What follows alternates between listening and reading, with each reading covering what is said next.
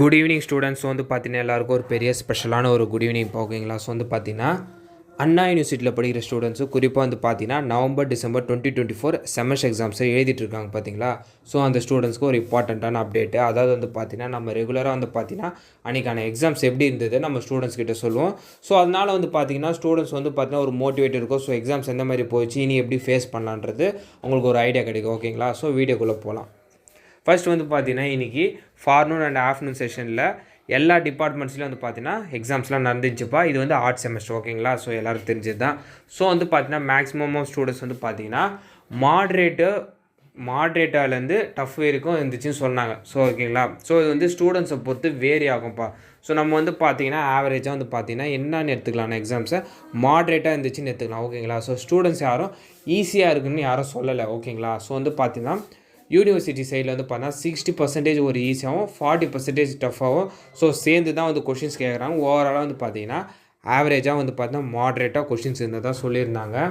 So தியரியில் வந்து பார்த்தீங்கன்னா so வந்து பார்த்தீங்கன்னா எப்படின்னா இந்த சப்டிவிஷன்ஸில் வந்து பார்த்தீங்கன்னா கொஸ்டின்ஸ் வந்து பார்த்தீங்கன்னா 2 சப்டிவிஷனும் சேர்த்து அட்டன் பண்ண முடியலன்னு சொல்லி ஸ்டூடெண்ட்ஸ் நிறைய பேர் சொல்லியிருந்தாங்க இப்போ ஓகேங்களா.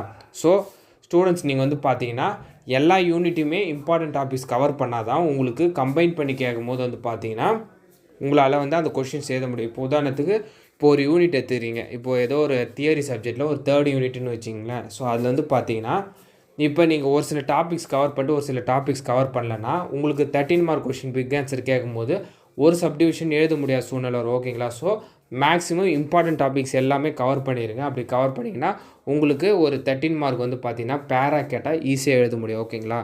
ஸோ இதுதான் வந்து பார்த்தீங்கன்னா நான் மேஜராக சொல்கிறது. ஸோ அது மட்டும் இல்லாமல் ஸோ பேசிக்கான டீட்டெயில்ஸ் அந்த ஃப்ரண்ட் அண்ட் பேக்கில் வந்து எழுதிருங்க. கொஸ்டின் நம்பர்லாம் கரெக்டாக போட்டு எழுதுங்க. ஓவர் ரைட்லாம் அவ்வளோ பண்ணாதீங்க. ஸோ டயக்ராம்ஸ்லாம் நீட்டாக போடுங்க தியரிஸ்க்கு. அது மட்டும் இல்லாமல் ஃபார்முலாஸ்லாம் வந்து பார்த்தீங்கன்னா தயவுசெய்து கரெக்டாக எந்தெந்த சம்க்கோ அதுக்கு அப்ளை பண்ணுங்கள். நீங்கள் மாற்றி அப்ளை பண்ணிட்டா உங்களுக்கு டோட்டலாக மார்க்ஸ் வராது ஓகேங்களா. ஸோ இதெல்லாம் பேசிக்கான இன்ஃபர்மேஷன் அடிஷ்னலாக சேர்த்து சொல்கிறேன். ஸோ கண்டினியூவாக ப்ரிப்பேர் பண்ணுங்கள். ஸோ இன்னொரு ரொம்ப முக்கியமான விஷயம் என்னென்னு வந்து பார்த்தீங்கன்னா அதாவது வந்து பார்த்தீங்கன்னா இப்போ 2 எக்ஸாம்ஸ் வந்து ஒரு சிலர்லாம் எழுதுவாங்க. ஃபார்னூன் அண்ட் ஆஃப்டர்நூன் அரியர்ஸ் இருக்கிறாங்க.